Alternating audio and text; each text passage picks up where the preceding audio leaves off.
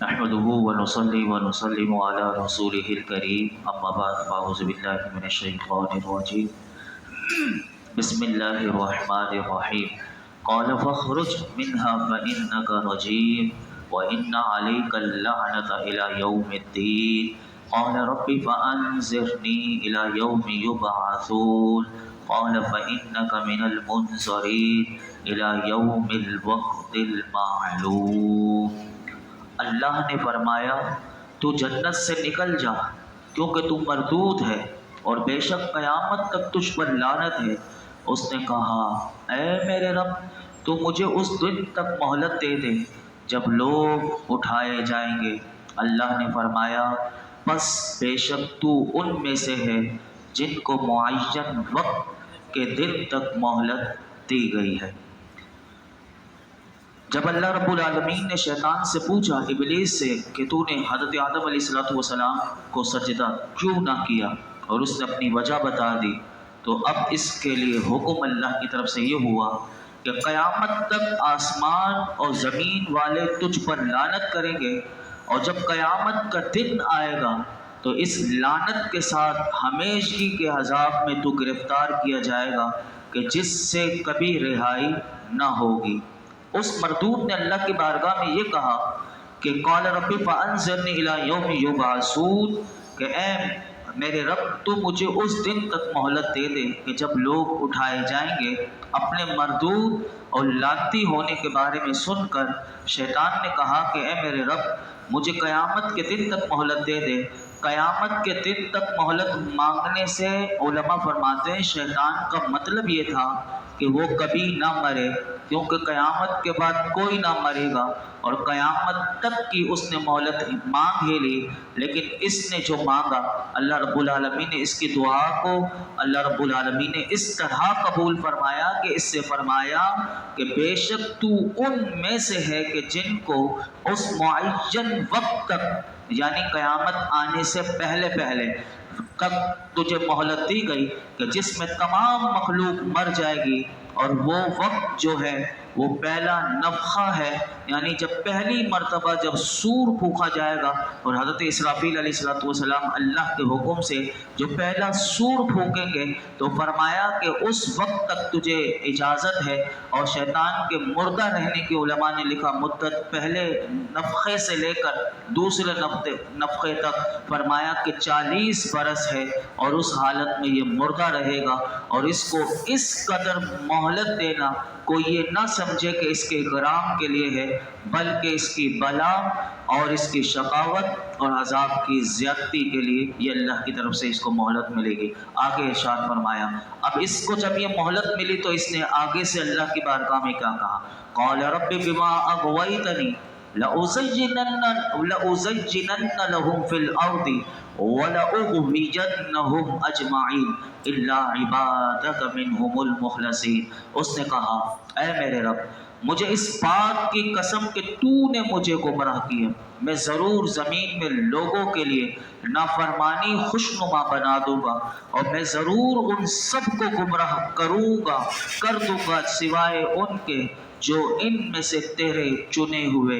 بندے ہیں۔ جب ابلیس کو یہ پتہ چلا اور یہ معلوم ہو گیا کہ وہ کفر کی حالت میں مرے گا اور اس کی کبھی بھی بخشش نہ ہوگی، تو اس نے یہ ٹھان لی کہ مخلوق کو بھی کفر میں مبتلا کر کے گمراہ کر دینے کی اس نے جو حرص اس کے اندر تھی، اس لیے اس نے اب اللہ کی بارگاہ میں کہا اے میرے رب مجھے اس بات کی قسم کہ تو نے مجھے گمراہ کیا، یعنی گمراہی کی نسبت اس نے اللہ کی طرف کی، حالانکہ اس نے خود اپنی طرف سے یہ تکبر کیا تھا، لیکن اللہ کی بارگاہ میں یہ بے ادبی دوبارہ اس نے کی کہ مجھے اس بات کی قسم کہ تو نے مجھے گمراہ کیا، میں ضرور زمین میں حضرت آدم علیہ السلام کی اولاد کے لیے دنیا کی محبت اور تیری نافرمانی کو خوشنما بنا دوں گا، اور میں ضرور ان سب کے دلوں میں وسوسہ ڈال کر گمراہ کر دوں گا۔ لیکن پھر اپنی عاجزی بھی بتا دی کہ البتہ تیرے جو چنے ہوئے،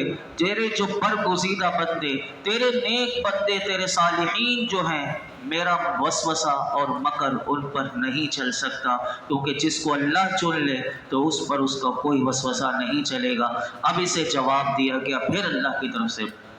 قال هذا صراط علی مستقیم ان عبادی لیس لک علیہم سلطان الا من اتبعک من الغاوین وان جہنم لموعدہم اجمعین۔ اللہ نے فرمایا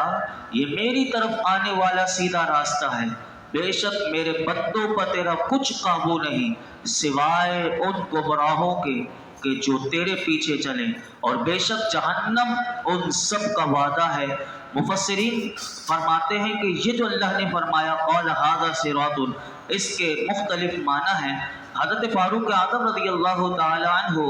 آپ فرماتے ہیں کہ اس آیت کا معنی یہ ہے کہ یہ راستہ جو صراط مستقیم کا ہے، فرماتے ہیں یہ راستہ اپنے اوپر چلنے والے کو سیدھا چلاتا ہے یہاں تک کہ اس پر چل کر وہ جنت میں پہنچ جاتا ہے۔ اور فرمایا بعض مفسرین نے اس کے نزدیک اس آیت کا معنی یہ ہے کہ دلائل کے ساتھ لوگوں کی سیدھے راستے کی طرف رہنمائی کرنا یہ ہمارے ذمے ہے۔ آپ دیکھ لیجئے کہ صراط مستقیم اللہ نے بتا دیا ہے اپنے محبوب کے ذریعے، اور 1400 سال سے وہ اس راستے کو علماء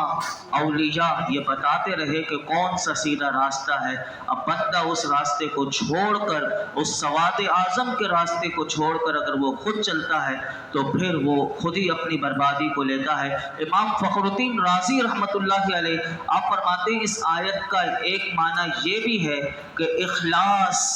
جس کے اندر اخلاص ہوگا فرمایا وہ مجھ تک پہنچنے کا سیدھا راستہ ہے، کہ جس کے اندر اخلاص ہے اللہ تک پہنچنے کا تو فرمایا وہ سیدھا راستہ ہے۔ اور علامہ اسماعیل حقی رحمۃ اللہ علیہ نے اس آیت کی یہ معنی بیان کیا کہ چنے ہوئے بندوں کا ابلیس کے بہکاوے سے اگر بچ جانا یہی سیدھا راستہ ہے کہ جو سیدھا راستہ اللہ تک پہنچاتا ہے۔ اور اللہ رب العالمین نے اس آیت میں فرمایا ان عبادی لیس لک علیہم سلطان، کہ بے شک میرے بندوں پر تیرا کچھ قابو نہیں۔ ابلیس نے جو یہ کہا کہ میں ضرور زمین میں ان یعنی حضرت آدم علیہ السلام کی اولاد کے لیے دنیا کی محبت اور تیری نافرمانی کو خوشنما بنا دوں گا، اور میں ضرور ان سب کو گمراہ کر دوں گا سوائے ان کے جو ان میں سے تیرے چنے ہوئے بندے ہیں۔ اس کا مطلب یہ نہیں کہ ابلیس زبردستی طور پر یا انہیں اپنا پیروکار بنا لے گا، بلکہ مراد یہ ہے کہ لوگ اپنے اختیار سے اس کی پیروی کریں گے۔ اور اس کی وجہ یہ آپ 13ویں پارے میں بھی سن چکے تھے کہ قیامت کے دن جب لوگ ابلیس کو کوسیں گے کہ تیری وجہ سے ہم برباد ہوئے تھے، تو نے ہمارے دلوں میں دنیا کی محبت ڈالی تھی، تو قیامت کے دن ابلیس خود جواب دے گا، اور وہ کیا آپ نے سن چکے تھے کہ 13ویں پارے میں کہ وما کان لی علیکم من سلطان الا ان دعوتکم فاستجبتم لی۔ شیطان ان سب کو کہے گا کہ مجھے تم پر کوئی زبردستی نہیں تھی مگر یہی کہ میں نے تو صرف تمہیں بلایا تھا، اور میرے بلانے پر تم تو آ گئے اور تم نے میری بات مان لی تھی، اور تم میری پیروی کرنا تم نے شروع کر دی تھی۔ اور اللہ نے سب کے لیے ایک اعلان کر دیا وَإِنَّ جَهَنَّمَ، کہ بے شک جہنم ابلیس اور اس کی پیروی کرنے والے اور اس کے گروہ سب کے لیے عذاب کے وعدے کی جگہ ہے۔ یاد رکھیے گا کہ کفار تو ہمیشہ دوزخ میں رہیں گے، لیکن جو گناہ گار مومن اگر وہ جہنم میں گئے بھی تو وہ عارضی طور پر وہاں رہیں گے، اور جب تک اللہ کی مشیت ہوگی وہ وہاں رہیں گے، لیکن پھر انہیں جہنم سے نکال کر جنت میں ڈال دیا جائے گا۔ اور آگے فرمایا جیسے جہنم کا ذکر کیا تو اب جہنم کے بارے میں بھی اللہ نے اگلی آیت میں فرمایا لہا سبعۃ ابواب لکل باب منہم جزء مقسوم، اس کے 7 دروازے ہیں اور ہر دروازے کے لیے ان میں سے ایک ایک حصہ تقسیم کیا ہوا ہے۔ یاد رکھیے کہ جہنم کے 7 طبقات ہیں، اور 7 طبقات کو درکات بھی کہتے ہیں، اور یہ ہر طبقے کا ایک دروازہ ہے، اور یہ 7 کے 7 اللہ نے قرآن میں ذکر کیے ہیں، اور ان کے نام میں آپ کے سامنے رکھ دیتا ہوں۔ پہلا طبقہ جو جہنم کا ہے اسے کہتے ہیں جہنم، اور دوسرا طبقہ جو ہے اس کا نام ہے لظا، یہ بھی قرآن میں آیا ہے۔ تیسرا طبقہ جو جہنم کا ہے یہ بھی حطامہ،